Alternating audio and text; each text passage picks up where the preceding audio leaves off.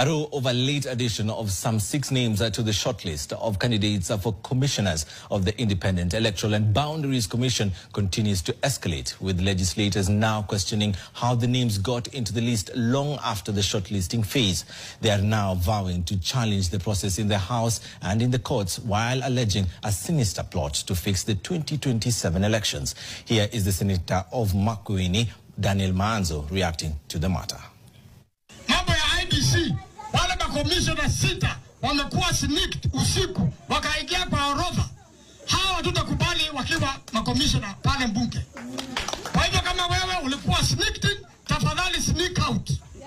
Sababu hatutakukubali, na mkicheza tutafutilia bali hiyo exercise yote kupitia kotini, tuanze tena mpya mpaka tupate makomishona ambao Wakenya wote wanawaamini.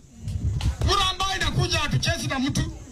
Kura ambayo inakuja tunataka ipigwe kwa wingi, Ruto aende nyumbani. Hata yeye mwenyewe amekubali anaenda kulisha kuku Sugoi. Amekubali anaenda kulisha kuku Sugoi. Sababu ya ameharibu Rwanda, amefanya uchumi huo mgumu sana. Uchumi wa